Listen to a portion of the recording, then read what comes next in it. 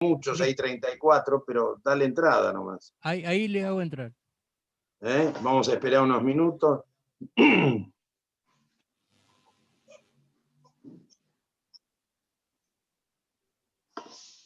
Ahí están. Buenas tardes a todos, ¿cómo están? ¿Qué tal? Buenas tardes. Hola. Gusto de ver. Hola, Dani, ¿cómo estás? Qué Bien, gusto. ¿qué contás, Guille? ¿Qué tal, ¿Volviste, Jorgito? ¿Volviste de la Mesopotamia, Daniel? ¿Volviste Sí, de ya la hace una Mesopotamia? semana, ya hace una semana. Ah, bueno. Estás Sí. más lindo entonces, más lindo y más joven. Mira, parece, yo no me doy cuenta. Adelgacé varios kilos. Bueno, Qué bien. Me da placer, ¿eh? A vos se te ve en forma, Guille. a mí, porque me ves de acá para arriba nada más. No, la verdad que sí, está siempre igual. Bueno, vamos a esperar unos minutos porque todavía faltan, acá Está muy están, bien de vos. está Beto y Jorge ahí esperando. Ahí lo vi a Jorge, sí. Hola, Daniel, un placer, ¿eh? Y Luis Igualmente. Brandoni. Encantado de escucharte, Jorge. Gracias. Lo mismo a Luis. Un gusto, para mí también es un gusto verte. Gran abrazo, Luis. Bueno, esta es una actividad. Hola Ana de Matías, nuestra representante en Zárate, que hace tantos esfuerzos por nosotros desde Zárate para que lleguen nuestros mensajes a los ciudadanos de Zárate. ¿Cómo estás, Ana? Bueno, dos o tres cosas, estimados ciudadanos. Cuando empiece el ida y vuelta de Brandoni y de Sigal, vamos a silenciar los micrófonos, y lo que les voy a pedir una vez más es que las preguntas que hagan, porque yo las tengo que ver, sean concretas, muy cortas, no con el comentario y la opinión de uno, sino la pregunta directa, porque si no se hace muy difícil leer todo el mensaje y extraer la pregunta por mí o por quien fuere. Así que eso se los pido esta vez con énfasis, ¿no? Esta es una buena oportunidad de empezar algo distinto, porque hoy lo que vamos a hacer es una charla entre dos grandes personas, dos grandes argentinos, que van a charlar un poco de un temazo, ¿no? Vamos a tener país, es un tema que, qué título, ¿no? Qué título, Luis, que te mandaste. El título lo pensó Luis y dije, bueno, dale, total, habrá que ustedes tendrán que decir y toda la gente tendrá que preguntar. Bueno, van a haber más actividades de profesores republicanos, estamos organizando alguna más posiblemente en enero.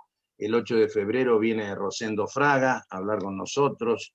Estamos casi concretando para después de esa fecha a Claudio Fantini y Daniel Sapsay. Estamos, cuando él disponga y cuando esté las posibilidades, vamos a hacer también algunas charlas más que van a ser posiblemente alguna con Sebrelli, que hay que ver si está en condiciones, cómodo. Me estoy ocupando, Guillermo, y con Marcelo Joffre, que viste que es el coautor del último libro. Me estoy ocupando y en principio serían de la partida fin de febrero, principio de marzo. Sí, tranquilo, Daniel, cuando él pueda, vos sabés que eso, y Nicolás Shamway lo va a traer Daniel en una charla desde Estados Unidos, fin de febrero, así que tenemos muchas cosas para seguir haciendo y estamos trabajando en una proclama por la educación que saldrá en estos días, de la mano del Observatorio de Educación que tiene profesores republicanos, donde hay varios de los distinguidos miembros nuestros que vamos a sacar algo, porque el 17 pareciera que empiezan las clases, y bueno, queremos estar ahí al lado de que vuelva a la normalidad la formación de los chicos, de los jóvenes, que es la llave principal de la libertad. Bueno, antes que nada, y dado que ayer tuvimos la triste noticia de la desaparición de uno de nuestros miembros de profesores republicanos, que es Carlos Schwarzenberg, yo les pediría a todos un minuto de silencio en homenaje a él ahora, antes de comenzar. Carlos fue profesor, abogado, profesor de Derecho Civil en la Facultad de Derecho de la Universidad de Buenos Aires. Yo realmente tuve el gusto y la oportunidad, y tal vez Daniel Sapsay también, de haber visto alguna de sus clases cuando éramos estudiantes, allá en los años 70. Así es, era adjunto de Nicolás Alperín, el hermano de Isaac, el gran comercialista, y también tuvo una dedicación bastante extendida en temas de derecho marítimo. Fue socio de Diego Chami, Daniel, en una época. Sí, sí. Y además de eso, yo por lo que resalto es que fue una persona de fuertes convicciones republicanas y liberales. Lamentamos su desaparición y les pido ahora un minuto de silencio y ya arrancamos.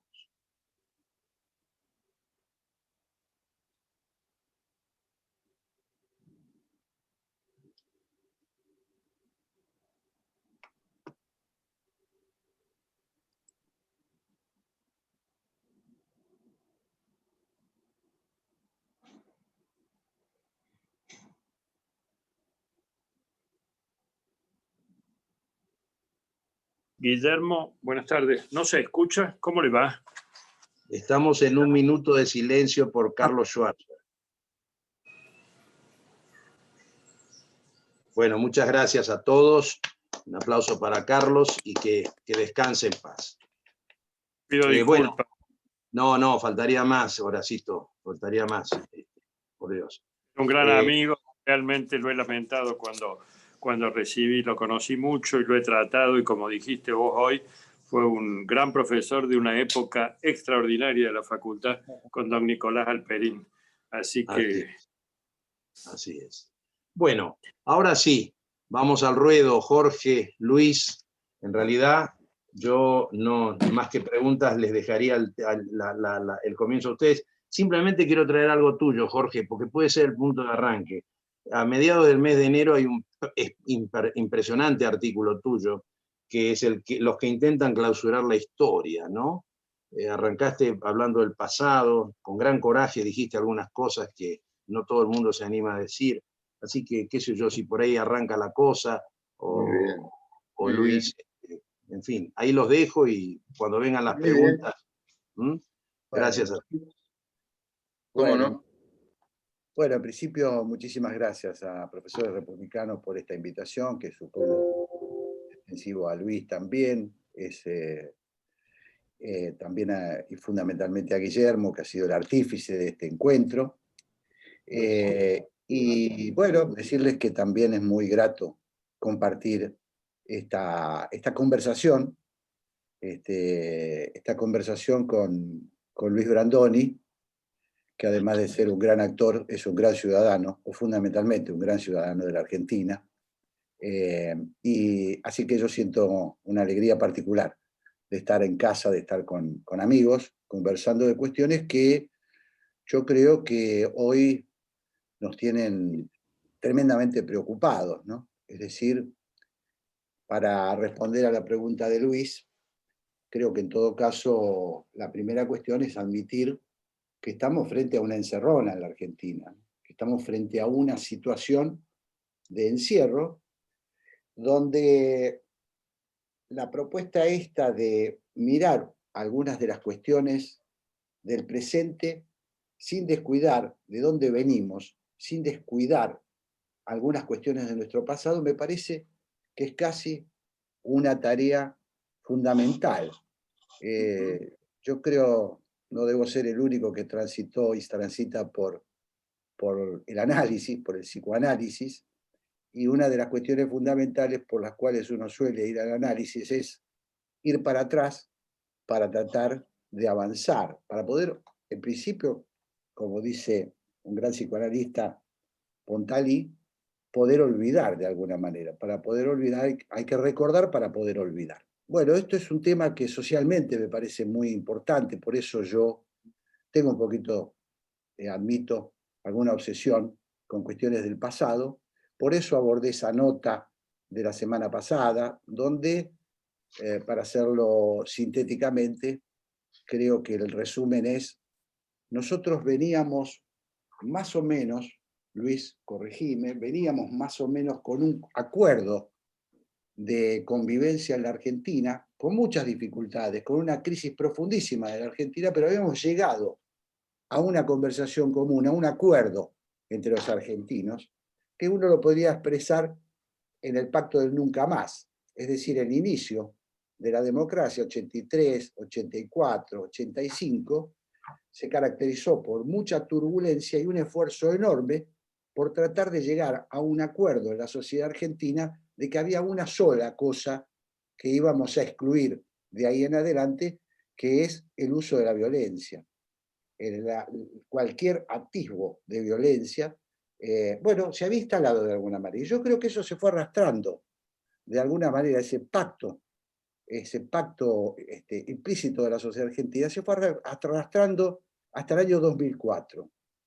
En el 2001 tuvimos un percance enorme, pero todos los percances enormes de la Argentina, aun cuando yo podría decir que a mí me pareció muy significativo y muy dramático para la Argentina que un presidente se fuera en helicóptero, nunca me pareció una proeza de la Argentina ni del pueblo argentino, me parece que es una de las grandes expresiones que nos hizo tambalear las instituciones dramáticamente. Sin embargo, las instituciones de la democracia encontraron salidas. Tuvimos 5 presidentes en una semana, tuvimos una situación de enorme convulsión en Argentina, pero le encontramos una salida por la vía institucional, sin violar el sistema institucional. Pero me parece que en el 2004 la irrupción del discurso de Néstor Kirchner, aquel discurso del 24 de marzo del 2004, primero aquel gesto simbólico, emocional, yo lo defino ahí en la nota como un gesto administrativo con alta potencialidad emocional, que fue bajar el cuadro de Videla, pero sobre todo en el discurso de la tarde del expresidente en la ESMA, donde él, exprofeso, borra una parte de la historia y dice: vengo a pedir disculpas en nombre de la democracia por estos 20 años de olvido, de silencio. Silencio. Entonces, me parece que habría muchos temas para tocar en relación a esta cuestión, pero me parece que ahí empieza una nueva etapa de nuestro drama institucional, político, de nuestras dificultades para convivir. Digo esto porque me parece que hay 2 formas de resolver las contradicciones, las diferencias que hay en una sociedad. Conviviendo, sí, contando el pacto de la convivencia, el pacto significa la ley y la constitución, o a los tiros, digamos, o eliminando a la parte con la que uno no está de acuerdo. Esto ha sido así en la historia. Entonces nosotros, creo que lo que nos pusimos, el drama que arrastramos desde el año 2004, es que al haber pretendido tener un discurso oficial, un discurso único, una historia única, esto se trasladó rápidamente a una necesidad que yo creo que es más emotiva que racional. Olvidemos aquellas cosas de las que no queremos acordarnos. Entonces desapareció, con esta idea de que no debíamos avalar los 2 demonios, desapareció una de las partes de la historia. Y esa otra parte se convirtió en, no solamente la borramos del relato, sino que convertimos un relato enaltecedor de esa otra parte, de aquel trauma de los años violentos. Lo resolvimos entre comillas, lo resolvimos diciendo: eran todos muchachos inocentes, buena gente, todos idealistas, todos contribuyeron a la creación de una, digamos, a la puesta en práctica de una forma de pelear por la justicia, por ser mejores, y ahí quedó. Y esto lo traigo porque me parece que es parte de nuestro drama, parte sustancial, porque es finalmente lo que nos divide sustancialmente. Hoy supongo que no seré el único que tiene varios amigos con los que no se habla. La sociedad argentina ha entrado en una tensión en un estado de tensión permanente. Esto no es solo, no tiene una sola explicación, pero tiene una explicación importante en esto que estamos diciendo, porque me parece, y acá quiero cerrar, me parece que la falsificación de la historia también se encuentra con ciertas aspiraciones de mucha gente que necesita olvidar. Necesita olvidar porque le conviene, o nos conviene, no me quiero excluir, o nos conviene. Finalmente, si no hicimos las cosas mal, y alguien nos lo dice, no solamente no las hicieron mal, sino que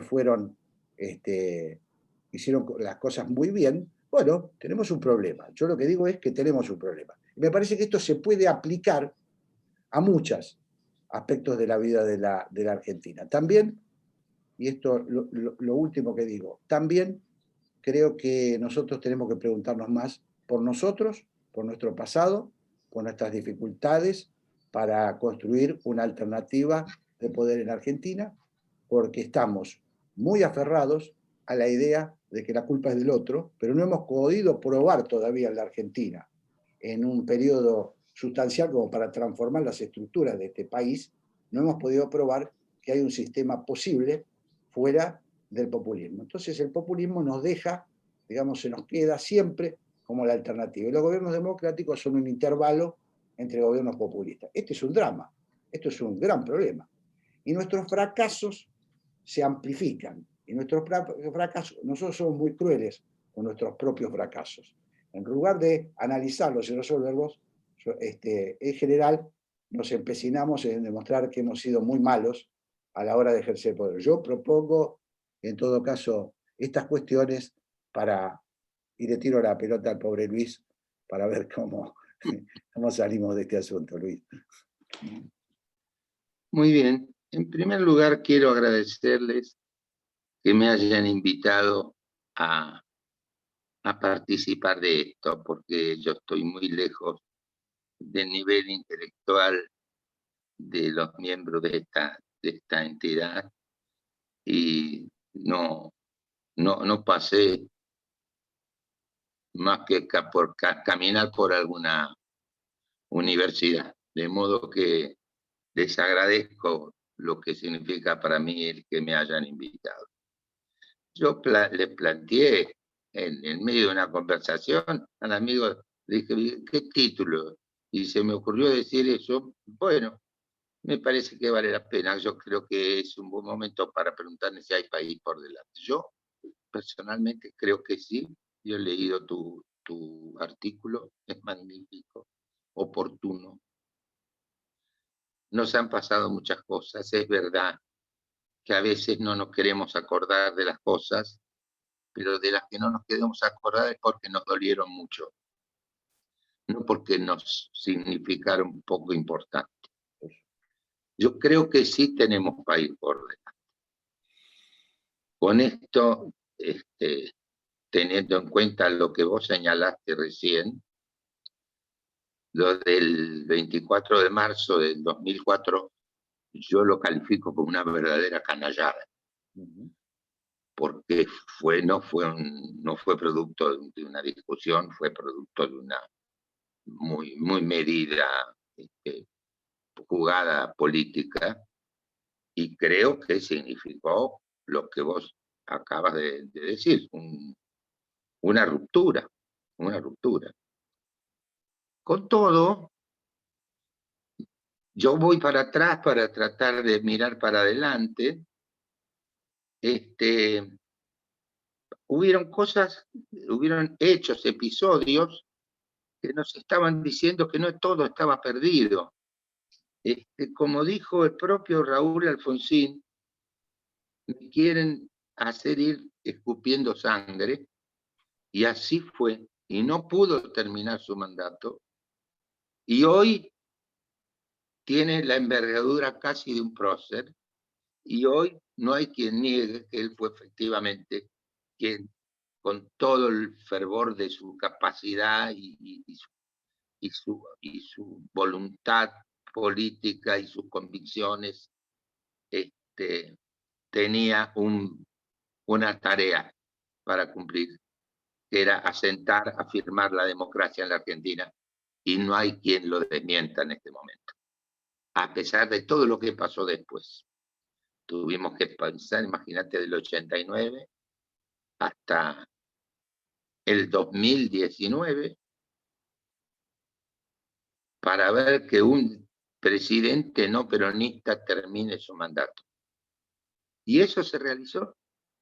Eso que parecía mentira, que no pudo Frondizi, que no pudo Ilia, que no pudo Alfonsín, que no pudo De la Rúa. Lo pudo hacer el presidente de un acuerdo político que yo creo que tiene que fortalecerse, ampliarse y recuperar ese acuerdo del cual vos hablabas al comienzo de tu intervención. Pero pasaron esas cosas y a veces las sociedades cometen errores, a veces no se dan cuenta que están cometiendo ese error o haciendo un daño, pero digamos, la vida que le dieron al presidente de la democracia en el 83 podría sintetizarse en las manifestaciones de un dirigente gremial la noche del 30 de octubre del 83, Juan José Tacone, no sé si recuerdan, sí, claro. Un dirigente de Luz y Fuerza, un periodista, un notero que estaba por la calle, lo encontró, le dieron el espacio en la radio y le preguntó para alguna reflexión de lo que había ocurrido ese día 30 de octubre del 83, y él contestó, como toda reflexión, le vamos a hacer la vida imposible. Así eran las cosas. Sin embargo, y bueno, y lo pasó mal Alfonsín, tuvo que dejar su responsabilidad para salvar al país. Él me lo dijo a mí en un hecho muy fortuito. Yo estaba filmando una película y fui a despedirme de él a Olivos porque no podía dejar la filmación, estábamos solos, y dijo, yo tendría que terminar el 10 de diciembre, pero no puedo, por mi orgullo personal o mi satisfacción personal, poner en riesgo la suerte del país, así que yo voy a dejar esto. De modo que fue difícil. Pero 20 años más tarde de dejar la presidencia, murió Raúl Alfonsín. Y el pueblo lo despidió como lo despidió, 20 años después de dejar la presidencia. Son esas cosas que no nos gustan, pero que las guardamos en la memoria. Y la sociedad fue a decirle adiós a don Raúl Alfonsín, y como yo me pasé un rato largo al pie de su ataúd, veía las caras de la gente como diciendo, ¿qué me pasó que no lo pudimos disfrutar? Y pasaron muchas cosas. La violencia desapareció. Yo viví con mucha intensidad en los años 70, de los cuales hablaste vos. Era un hecho cotidiano, la violencia. Las cosas se dirimían de esa manera. Eso no volvió a ocurrir en la Argentina y no va a volver a ocurrir. Y después de esto también un nuevo fracaso, supuestamente, como no me acuerdo quién lo dijo el otro día. No, lo dijo en una entrevista que le hicieron al doctor Julio María Sanguinetti, porque dio un testimonio de un documental que se está haciendo por Estracera, en homenaje a Estracera. Dijo, y se decía, hablaba un poco del Cono Sur, que fue el 80, que fue por las dificultades económicas de todos sus países, el advenimiento de la democracia. A alguien se le ocurrió decir una genialidad que es la década perdida. Y yo digo que todo lo contrario. El 80 fue la década ganada, porque allí surgieron democracias que no volvieron para atrás en el tiempo, no volvieron los golpes de Estado. Una década conflictiva, sí, pero estamos en otra cosa. Y pasaron los años y apareció esta fecha lamentable, y apareció lo que también dijiste, que todos nosotros, en el ámbito en que nos movemos, personalmente o familiarmente o socialmente, hemos perdido a muchos amigos, es porque la grieta efectivamente existe, se afirmó, la trajo el gobierno de los Kirchner, la consolidó y sigue estando. Pero al mismo tiempo ocurrieron algunas cosas que nos tendrían que dar un vientito de optimismo, porque con este gobierno que tenemos en este momento, la gente, como nunca lo había hecho antes, le perdió miedo a decir las cosas que pensaba, y lo que históricamente fue un activo político del cual disfrutó el peronismo durante décadas, lo disfrutó. Lo perdieron en los primeros meses de este gobierno, y ese activo político se llama la calle. La calle la ganó la gente sin el amparo, ni el cobijo, ni el paraguas, ni los dineros, ni la organización, ni la logística de ningún partido político. Empezó esto ya en 2017, en el 2000, no, antes, en el 2016, en el 2017 se hicieron una manifestación monumental en el país. Y después estas salidas del año pasado, que fueron verdaderamente estremecedoras, porque no se recuerdan actos voluntarios, espontáneos, sin partidos que organicen, que se manifiesten desde Ushuaia hasta Jujuy. No hay antecedentes de una cosa así. De la gente que le ha perdido el miedo, que lo veo, o lo veo desde mi casa en la televisión, o cuando estoy en esos banderazos, que se preocupan de ver dónde hay un canal de televisión y alguien con un micrófono para acercarse y decirlo y amplificar y si le pregunta el número de documento lo dan y lo dicen. Esto es un cambio extraordinariamente importante para mi gusto. Y se va a manifestar ahora el 9 de febrero. Yo creo que el 9 de febrero tenemos que hacer un acto sin igual, con el tema central puesto en la gran preocupación que tenemos todos, que es la educación. Es la mayor preocupación que tenemos. Inclusive mayor preocupación que la desocupación, los problemas económicos. Y el 9, yo creo, ahí sí los partidos políticos tienen que participar vivamente en esto. Esta es mi opinión personal. Y tenemos que ser nosotros quienes seamos los defensores, los protectores de la democracia hasta el día que termine este gobierno. Nosotros tenemos que estar preocupados por la democracia, porque esta es nuestra garantía. Y la garantía, los que más queremos la democracia, somos los republicanos, los que tenemos vocación democrática. Y eso se va a demostrar una vez más, con los banderazos, con el hecho lo de Vicentín es como de una película, pareciera ser una especie de escena de un film de ficción, lo que pasó.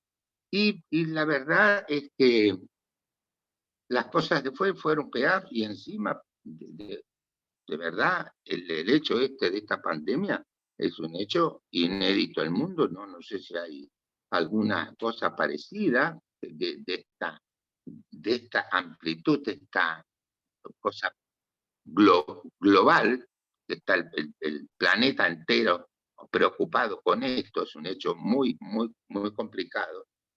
Pero para terminar esta primera intervención, yo creo que están ocurriendo cosas que no ocurrían antes.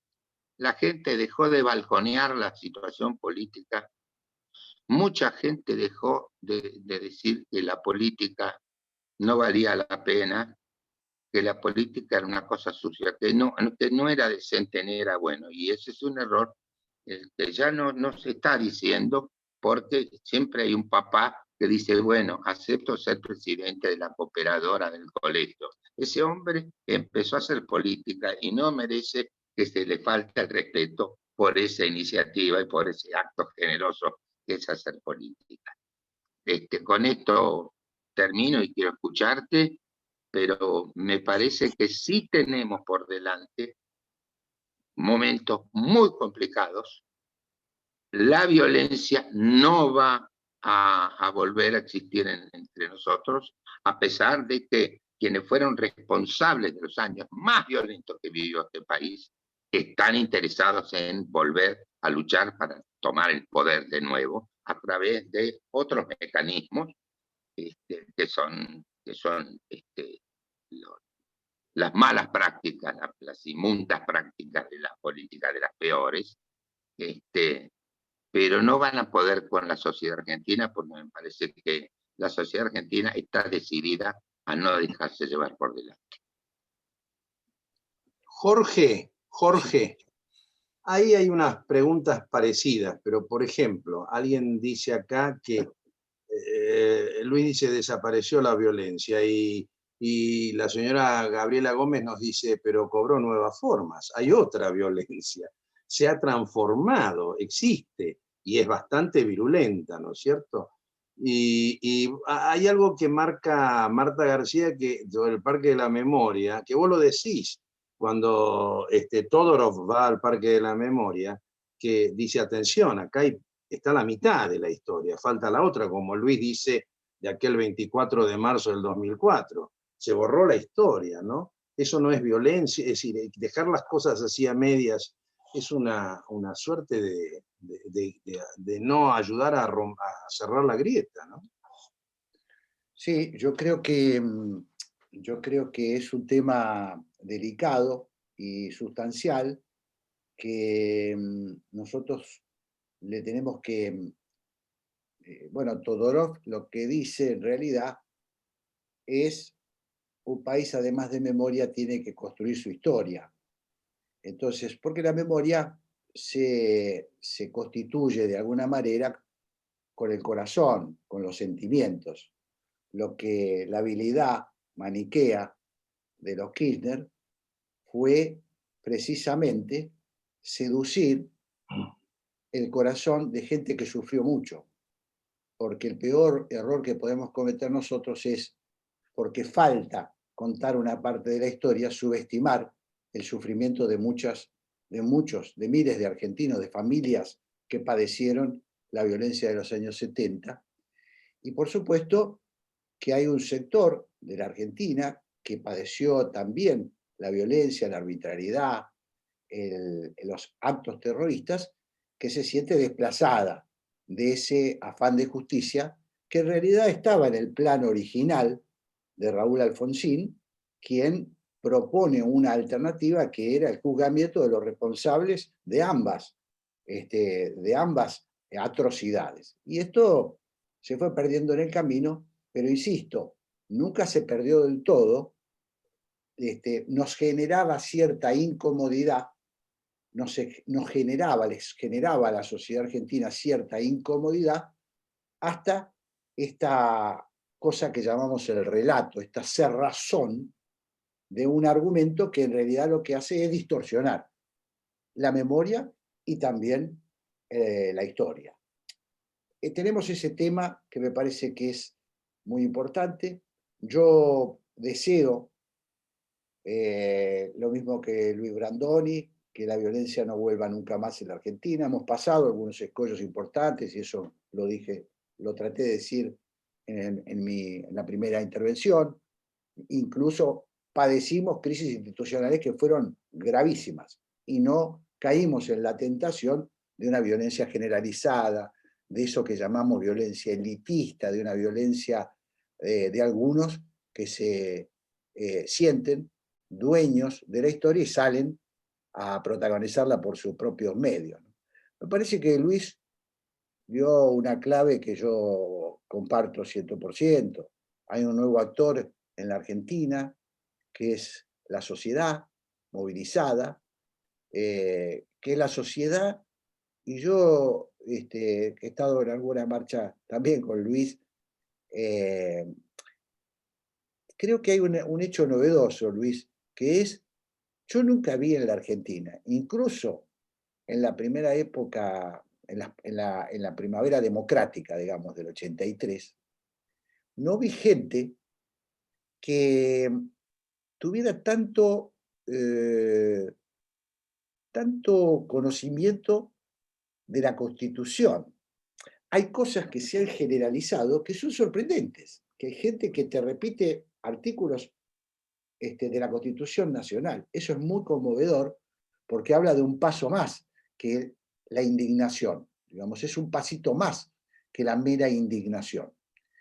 Yo creo que eso creo que esa es una herramienta importante que nosotros, por primera vez también el sector republicano disputa, la calle disputa eso que generalmente se atribuyó o al peronismo o a sectores de izquierda. Hoy hay un sector importantísimo de la República que sale a disputar la calle.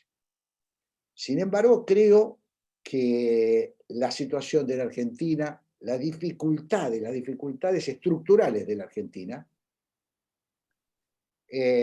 nos imponen desafíos de difícil pronóstico. Esta es mi sensación, de difícil pronóstico, porque hay una cultura que se ha instalado en la Argentina, que es la cultura digamos, la cultura del Estado benefactor, la cultura de que, digamos, del desprecio por el mérito, por el desarrollo personal, por el esfuerzo, aquello que cualquiera de nosotros cuando éramos chicos, por lo menos los que ya tenemos unos cuantos años, vimos en la Argentina. Yo siempre digo que mi experiencia personal, yo me crié en una familia que es expresión del progreso.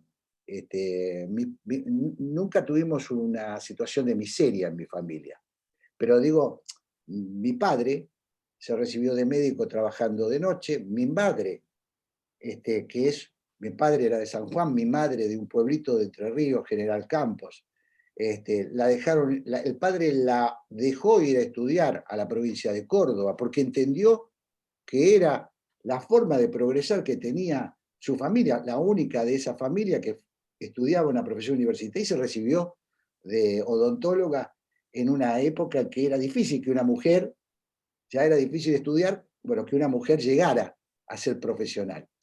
Y yo crecí en el ámbito de esa familia que primero alquiló una casa, donde se compartía con el consultorio, luego esa casa, un autito, un rastrojero, después cambiar el auto, después cambiar la casa, después, bueno, una familia que progresó, que creció. Yo tengo esa imagen, y la tengo hasta los años 60, confieso. La imagen de progreso, la idea de trabajando se puede progresar. La tengo hasta los años 70, diría yo, y un poquito más. Y acá hubo un desarrollo industrial en la Argentina, digo en la Argentina que yo quería hacer la revolución, saben que me gusta mucho hablar de hacer mi propia autocrítica, en la Argentina que yo quería hacer la revolución, los obreros de la ICA Renault iban en auto a trabajar, es decir, en los años 70 las fábricas automotrices de Córdoba eran fábricas impresionantes. Entonces, bueno, a mí, digo, con esto no sé si hago un gran aporte, pero digo, el tema es muy complejo y necesitamos de alguna manera proyectar ese país. ¿Por qué ese país? Y ahora cierro con una experiencia. Yo fui secretario de Estado con Mauricio Macri, fui secretario de Medios Públicos, y viví la impotencia del poder. La Argentina, digo, es un país muy complejo.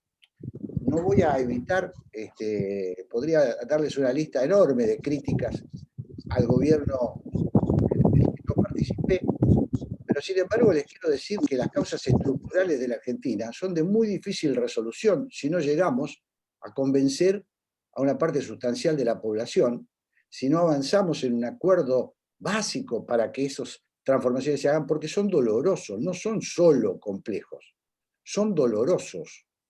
Luis conoce, yo tengo la experiencia de los medios públicos, Luis conoce el Canal 7, nosotros, yo lo escribí alguna vez en una nota, nosotros teníamos la sensación en el Canal 7 de que nos habían prestado la casa para que nos la dieron un tiempito para que hagamos nuestras cosas y nos vayamos rápido. Porque el manejo de la estructura del Estado está en manos de una burocracia estatal, sindicalizada. Hay un concepto de la sindicalización en la Argentina que es reaccionario, profundamente reaccionario. La idea de que acá se naturaliza que tengamos dirigentes sindicales millonarios, convérselo alguna vez con algún español, dígale, pero ustedes, los miembros de las centrales sindicales españolas, viven en mansiones como viven los nuestros, tienen el poder, no, aunque sea por pudor. Bueno, acá eso se ha naturalizado. Lo que quiero decir es que son complejos los problemas porque hay una Argentina corporativa que hay que vencer, que hay que desarmar, y eso requiere de mucho esfuerzo y requiere de poder. Y el poder no es ganar una elección. Voy a decirles algo que es un poquito fuerte, pero yo familiarmente lo uso. Yo creo que muchos de los que votaron a Cambiemos en 2015 y que le dieron el triunfo a Mauricio Macri, se subieron a un botecito para salir del populismo y a los 3 días estaban preguntando dónde están los camarotes. Este es un problema que tenemos, que cuando ejerce el poder la República, con las dificultades que eso implica, luego la dificultad de mantener un acuerdo de gobernabilidad entre fuerzas diferentes, con distintas culturas, con distintas... por Dios, no quiero justificar, insisto, nuestros enormes errores, me asumo como parte de esos errores del gobierno surgido en el año 2015, pero digo que es muy precaria los lazos que nosotros construimos como fuerza de poder alternativo. Y el peronismo siguió, o el kirchnerismo en este caso, no es el peronismo, porque el peronismo ahí es otra cosa, pero el kirchnerismo, mientras nosotros estábamos en el gobierno, siguió trabajando en la retaguardia y muchas veces hostigándonos de una manera que también hay que aprender de la práctica política. La práctica política es permanente, es en las buenas, es en las malas, hay retrocesos, hay avances, pero bueno, insisto, no quiero de ninguna manera derivar esta discusión en un balance del gobierno de Cambiemos, de Juntos por el Cambio, porque no me parece, no daría el tiempo y es una polémica compleja. Pero quiero decir, también tenemos que mirar la fuerza alternativa, sobre la base de lo que decía Beto, que hay una sociedad esperando, una sociedad activa, una sociedad que le pone el pecho a las dificultades y que está esperando que los dirigentes, que van a ser parecidos a lo que somos nosotros. No hay líderes providenciales, gracias, por suerte, no hay líderes providenciales. Es una construcción que tenemos que hacer. Somos nosotros. Los encargados de construir el poder alternativo en la Argentina somos nosotros. Por suerte, porque ya sabemos lo que nos pasaba con los líderes providenciales en otros tiempos, ¿no? Bueno, esto. Para Beto, quiero responder a una de las expresiones, no sé si una señora o un señor, una mujer, diciendo que hay violencia, que acá hay violencia. Y quiero decirles que sí que hay violencia. Lo que pasa es que la violencia ahora se resuelve, se tolera, se sobrevive de otro modo. Hay violencia. Ya lo dijo Jorge en su primera intervención, y voy a decirlo yo porque también me pasó a mí y a muchos de los que estamos en esta charla. Hemos perdido muchos amigos porque el kirchnerismo ha inoculado en muchas cabezas el concepto de que el que no piensa como uno no es un ciudadano que no piensa como uno y que podemos tener el mismo oficio y compartir las tareas. Es sencillamente un enemigo. Así como él dijo que perdió muchos amigos, yo también perdí unos amigos. No porque hayamos discutido, no porque hayamos tenido alguna diferencia grande, sino porque nosotros nos hemos transformado a esos ojos en enemigos. Y hemos escuchado cosas atroces y pareciera ser que la sociedad la dejó pasar y yo creo que no. La afirmación del presidente de la República de que el mérito no vale nada, la sociedad argentina no salió a manifestarse, pero esa frase, esa expresión, no se la van a perdonar, porque este es un país que con la presencia y la tarea y el esfuerzo de la inmigración que tuvo este país, se hizo con esfuerzo y con mérito, y era un mérito. Y entonces esto también es violencia las declaraciones de que el presidente pone como ejemplo, como dirigente gremial, a Hugo Moyano y como paradigma de la maravilla de la política al gobernador de la provincia de Formosa. Son cosas muy serias. Es violencia, efectivamente, como dijo la señora o el señor que manifestó que hay violencia. Pero me parece que la estamos sobrellevando de una manera inteligente y no nos olvidamos de esas cosas y no es, los banderazos no fueron anti-cuarentena y nosotros fuimos, lo manifestamos de manera ejemplar, con cierto grado de alegría, no digo, la necesidad de expresarse y hacerlo. El gobierno dijo después, otra vez, con esa imprudencia que los caracteriza, cuando pase la pandemia van a salir los argentinos de bien. Eso es decir que todos los demás son, es violencia, la señora o el señor, tenían razón. Pero le estamos sobrellevando y preparándonos para un país que va a terminar con estas atrocidades, esta manera de ver la vida, que es la pelea y la venganza. Y yo creo que tenemos que trabajar mucho porque este gobierno tiene que terminar su mandato constitucionalmente y a mí me parece que va a haber un cambio muy importante, quiero decir. Muchachos, tengo la sensación o la esperanza de que estamos a las puertas del final del populismo en la Argentina. Luis, Jorge, el martes cuando ordenábamos esto, nos hicimos unas preguntas, ¿no?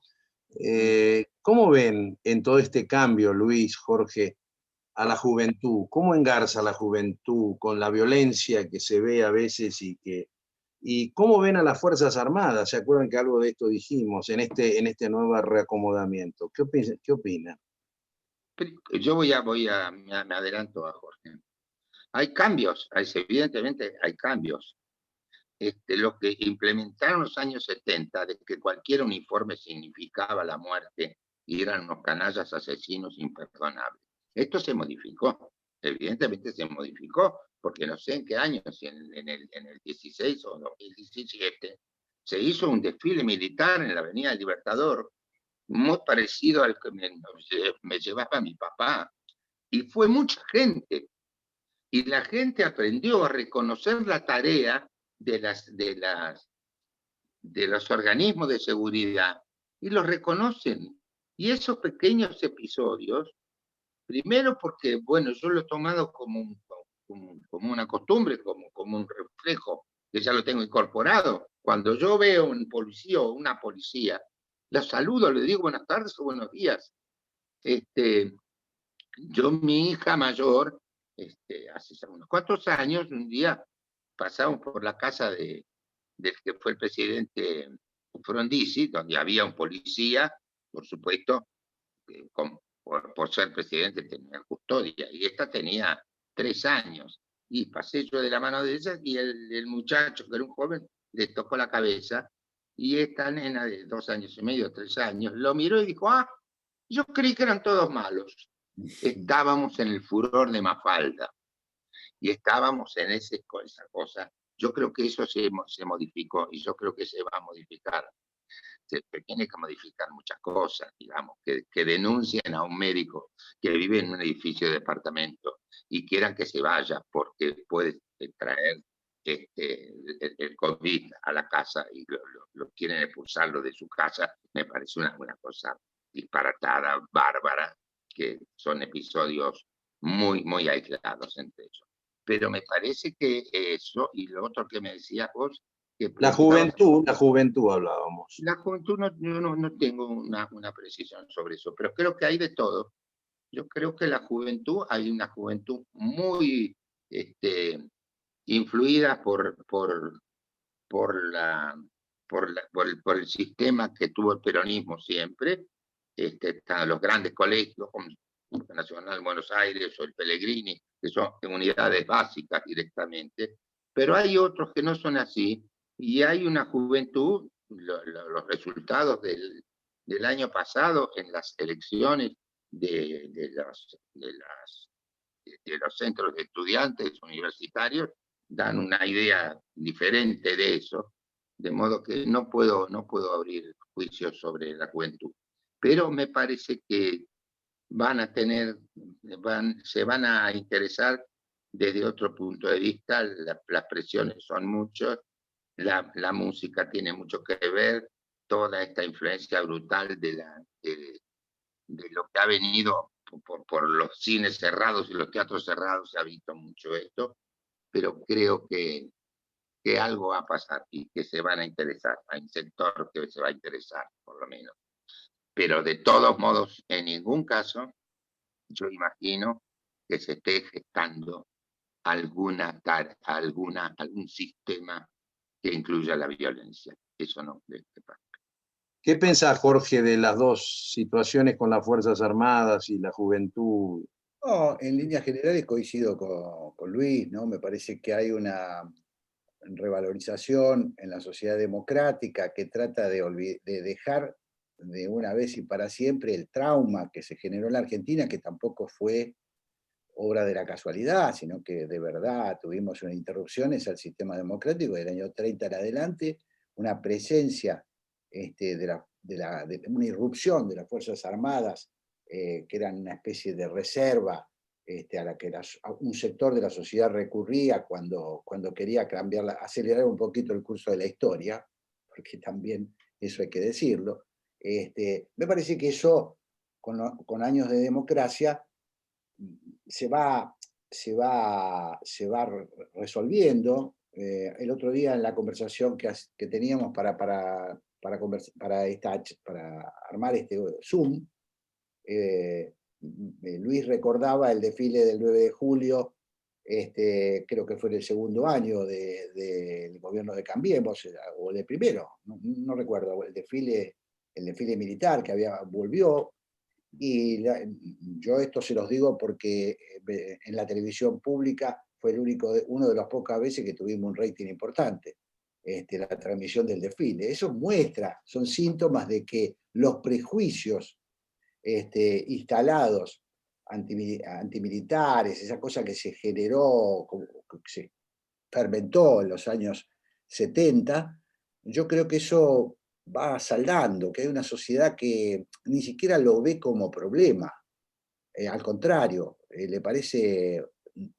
no le parece natural esa retórica antimilitarista que queda en sectores minoritarios, vanguardistas de la sociedad argentina, ¿no? Y en cuanto a la juventud, tampoco tengo algo particular. Yo creo que hay que tener cuidado con las evaluaciones que hacemos los viejos, ¿no? Es decir, que no nos agarre el viejazo.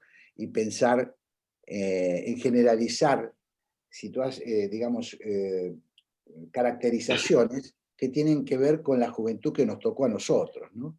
Yo creo que esta juventud tiene sus problemas, así como tenemos grandes problemas. Supongo que cuando se habla de juventud también se refiere a la incorporación de buenos sectores de la juventud al relato kirchnerista, pero me parece que sacar conclusiones sociológicas, yo creo que, como decía Beto, hay jóvenes, bueno, primero que hay una impronta de jóvenes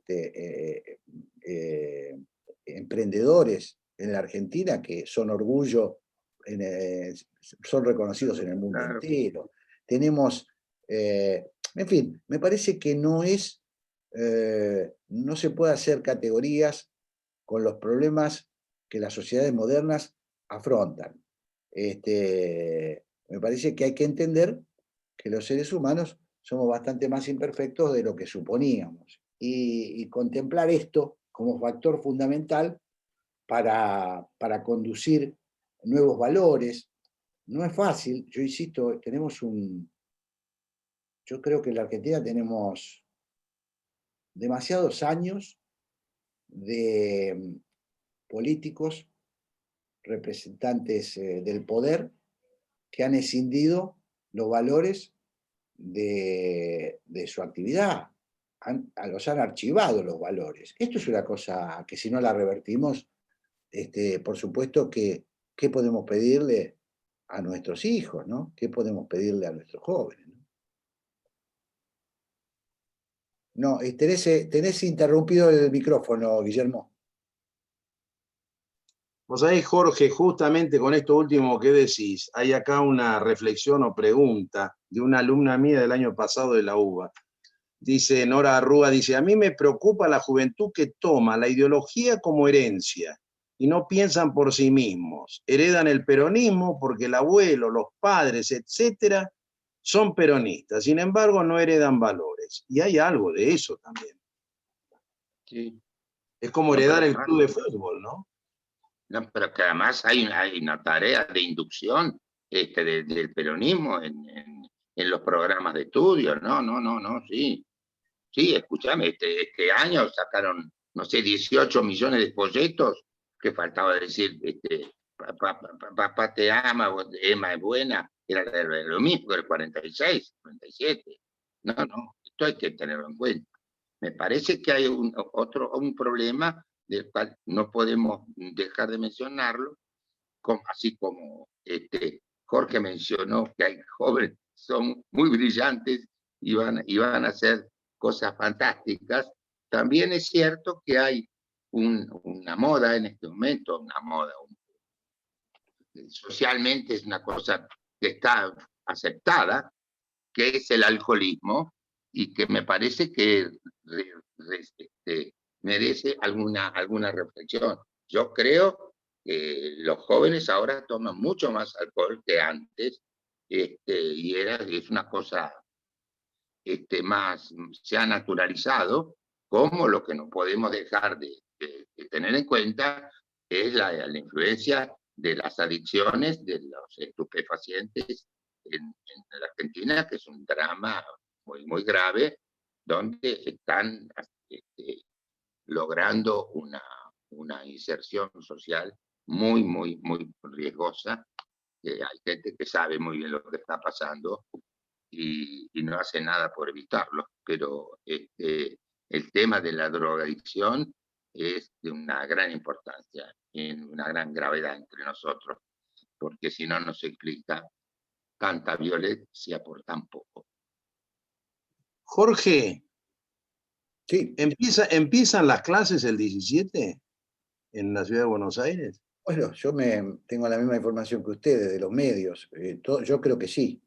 Yo creo que sí, y creo que se va a generar un movimiento cívico muy importante en relación a la vuelta a clases. Creo que ha sido uno de los grandes,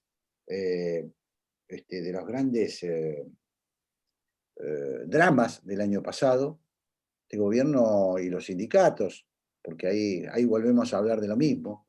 han generado una situación que es inédita en el mundo. Creo que somos récord en cierre de escuelas, con todas las secuelas que vamos a tener que pagar desde el punto de vista no solo educativo, sino desde el punto de vista psíquico, de depresiones en los chicos, los adolescentes. Creo que hay un drama ahí, pero yo estoy seguro que se impone, irrumpe, la sociedad irrumpe, y creo que están en riesgo incluso algunos dirigentes sindicales si no cambian de postura. No pueden seguir manejando a la gente, arreando a la gente.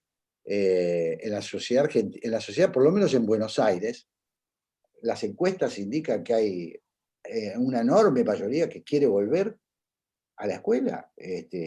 Además que, bueno, los médicos, los científicos han demostrado que el problema que no son los focos fundamentales de contagio en las escuelas. Es que yo creo que sí, yo creo que eso es una decisión, y creo que la van a tener. Vamos a ver, insisto, vamos a ver qué resistencia hay de los gremios, pero me parece, veo muy decidido al gobierno de la ciudad. Ojalá sea así. Yo quiero agregar algo a eso. Yo creo que sí van a empezar las clases porque la gente va a salir a la calle, la gente está decidida. Porque los banderazos no fueron inocuos, ¿sí? Que nadie crea que esos banderazos fueron manifestaciones de muchachos que querían decir algo y darse el gusto. No fueron inocuos. Y tuvieron su repercusión en el ámbito de la justicia, en el ámbito de la política. Sí. Y en este caso es así. Yo quiero decir que, por supuesto, igual que Jorge, estoy muy preocupado por lo que pasó el año pasado. Lamentablemente fue un caso casi único en el mundo. Pero hay una cosa que la voy a decir en mi carácter de alumno de la escuela primaria del Estado. Se ha logrado que se perdiera la imagen, el carácter, el respeto por la maestra. La maestra era una institución en los barrios. Eran casi intocables. Si uno hacía una macana y le decía, dígale a su papá que venga, a uno se moría, no sabía cómo decirlo. Y cuando se animaba, la respuesta del padre era fatalmente, ¿qué hiciste? Hoy esto se dio vuelta y las maestras, debo decirlo con todo el dolor de mi alma, han perdido el prestigio social y la entidad social que tenían y que significaba una garantía, como lo significó para este país, una garantía, la instrucción pública y el orgullo de decir yo soy maestra. De modo que creo que hay mucha gente en este sentido que está presionada por la oligarquía sindical de la educación, que no es otra cosa más que una oligarquía, y es posible que le cueste el puesto a alguien de los muchachos, que además son todos hombres económicamente cómodos, y yo creo que es el momento para decir, no, yo voy a ir a la escuela, como hay muchos maestros. Estoy convencido que quieren, y maestras que quieren ir a la escuela, y yo creo que el 17 en Buenos Aires y el 1 de marzo en la provincia de Buenos Aires van a empezar las clases, y se van a hacer las cosas de manera que no va a haber problema, que no va a haber el crecimiento del contagio, ni nada por el estilo. Yo recuerdo que la ex gobernadora de la provincia de Buenos Aires, María Eugenia Vidal, dijo en un discurso en el 2017 que en el 2016 se habían gastado 18.000 millones de pesos en licencias. Que ella pensaba cuánto más hubiesen podido ganar los maestros si en lugar de gastar 18.000 millones de pesos en licencias se hubiesen gastado en salarios. Nadie la desmintió a la señora gobernadora. De modo que yo tengo que creer que es verdad. Se gastaron 18.000 millones de pesos en licencias. Y yo creo que esto no es normal, se ha normalizado, pero a mí me parece que es otra de las cosas que, como yo no sé, dígame, Jorge, cuando faltaba una maestra, cuando éramos pibes, no nos mandaban de nuevo a casa, nos mandaban a otro grado, ¿no? De esa jornada. ¿Sí o no? Totalmente, totalmente. Bueno, hoy ¿cómo se hace? No a modo de cierre, pero sí cuidando el horario de Luis porque tiene que ir al teatro. Después a ver si la hora nos la da a nosotros, sería un lujo que la dé ahora. Pero quiero darle la palabra a un miembro nuestro, un distinguido profesor cordobés, acá, al amigo Horacio Reutemann, que quiere volver un poquito para atrás en algo que nombraron ustedes de la época del radicalismo. Y agregar unas cosas brevemente, Horacito, te doy la tribuna. Muchas gracias. Primero, ha sido magnífica la exposición de Sigal y de Brandoni. Y quiero agregar esto en lo que comenzó Sigal diciendo, que fueron los acontecimientos del 2001, que son muy trágicos, a mi juicio, y muy graves. Allí no fue solo la oposición la que contribuyó a la renuncia del presidente de la República, sino que en alguna medida aquellos que lo debían haber defendido también contribuyeron a que él presentara la renuncia. A mí me consta, porque yo participaba en todo, que ante una pregunta que hizo el presidente, si se iba a, que necesitaban para derrocarlo los votos del juicio político, alguien le contestó, algunos de los nuestros también van a votar. Y eso trajo todo lo que ya conocemos. Indudablemente ese es un error que no se puede volver a cometer. Brandoni lo ha dicho muy claramente, el presidente tiene que terminar su mandato, porque de esa interrupción, yo no digo que fuera interrupción del orden constitucional con la magnitud del año 1930 o la de otras interrupciones, sino que lo que trajo aparejado fue que se ungió a este sector, porque medía bien, eso ocurrió un tiempo después, se ungió a esta gente que en definitiva se han apoderado del gobierno. Y lo más grave que ha pasado como consecuencia de esos hechos que yo creo que fueron lamentables, los del 2001, es que muchos de aquellos que debían haber defendido al presidente, estuvieran o no de acuerdo con la política que estaba llevando a cabo, hoy son parte de este apoderamiento del poder. Incluso el hijo del expresidente, lo que alguna vez yo le escuché decir a Brandoni que prefería no hablar de eso porque le daba mucha pena. Imagínense a todos aquellos que hicimos el sacrificio de participar en la transición en el año 83, cómo nos sentimos con todos aquellos, bueno, no puedo decir correligionarios, amigos, que hoy están en la vereda de enfrente y que además nos cuestionan seriamente. En fin, quiero señalar de que ese es un error tan grave, no de la magnitud, pero tan grave como fueron las interrupciones del orden constitucional y que ha traído aparejada estas consecuencias. Por eso estoy señalando de que debemos hacer autocrítica de eso, de lo que pasó, y no permitir, porque yo no fui partícipe, ni ninguno de nosotros creo que fue partícipe de los acontecimientos del 2001, pero no debemos permitir que se vuelvan a producir acontecimientos de esa magnitud. Nada más que eso. Creo, Jorge, que se ha conmemorado hace unos días, creo que los acontecimientos de la tablada, precisamente ahí, Horacio, también Raúl Alfonsín fue dejado solo por su grupo, gran parte de los grupos de la coordinadora. Parte que hoy es activista plena del grupo peronista kirchnerista. Es decir, en la tablada también se lo dejo, eso es un tema para hablar más largo, y con alguna responsabilidad por los acontecimientos que sucedieron allí, que son responsabilidad de la coordinadora. Eso quería agregarle, porque también ahí lo dejaron solo, Luis. Sí, claro. Bueno, muy bien. Bueno, salió bien esto, ¿no? ¿Qué opinan? Digan ustedes, no nosotros. No, si bueno, Gali y yo no a dar ninguna opinión. ¿Qué quiere decir, Jorge? No, agrego a esto que se comentó, me parece que hay que destacar, y también para mí es una novedad, la labor que realizan muchos abogados, constitucionalistas. Bueno, acá en nuestro grupo hay muchos, está Daniel Sapsay. Me parece que esta labor, lo engancho con lo que decía el doctor, en el sentido de que la docencia del valor de la ley, la docencia con digamos, el respeto a las instituciones, es un trabajo permanente. Yo decía, la suerte del 2001 es que pudimos hacerlo, con algunas mañas, pudimos hacerlo dentro del sistema, pero el trauma queda.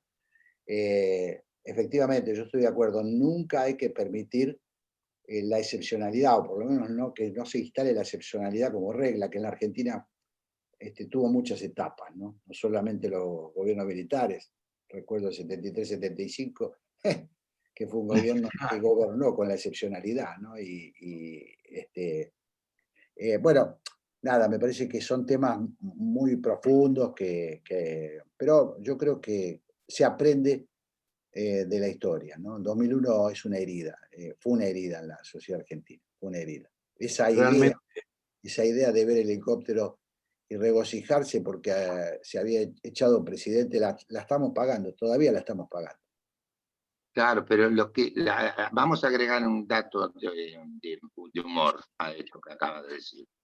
También hicieron una concentración regalando helicópteritos y se quedaron con las ganas, sí. Porque el mandato de Cambiemos se cumplió tal y como lo prevé la Constitución Nacional. Y eso también tiene una gran importancia, creo. Así también es importante. Bueno, realmente muy agradecidos. Perdón, sí, Daniel. Disculpame, Guillermo, porque no sé por qué no me funciona el chat y no te puedo mandar un mensaje. Quisiera decir dos palabras nomás a raíz de lo que se habló del cumplimiento de los términos de los mandatos. Bueno, agradecerle a Jorge por las palabras que dijo en relación a mí, felicitarlos a los dos. Y no olvidemos que cuando un gobierno se mete en una encerrona institucional, un gobierno que ha tergiversado el sistema presidencialista para transformarlo en un vicepresidencialismo, la institución del juicio político es algo constitucional. No debemos pensar de manera obcecada que entonces debemos continuar con algo que nos está llevando a un precipicio tremendo, a la impunidad, a la destrucción institucional. Y a mí lo que me preocupa es que el peronismo tiene en su desprecio total por las instituciones un hábito pernicioso, que es generar ellos mismos las sucesiones perversas y contra legem. No olvidemos ya en su momento, en el 73, con Cámpora, Solano Lima, y cómo los hicieron saltar, y así sucesivamente, que tuvimos que aguantarnos esa velita. En Santa Cruz lo hacen permanentemente, salvo ahora que está la tía Alicia.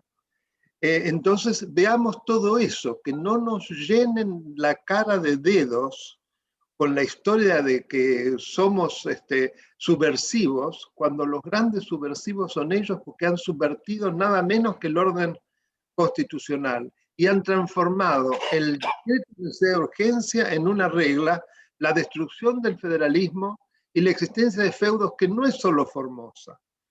Santa Cruz es lo mismo, Santiago del Estero es lo mismo y podríamos seguir. Y eso es algo pernicioso que son forúnculos que hay que vaciar porque si no, no vamos a tener nunca república. Por lo menos hay que hablarlo.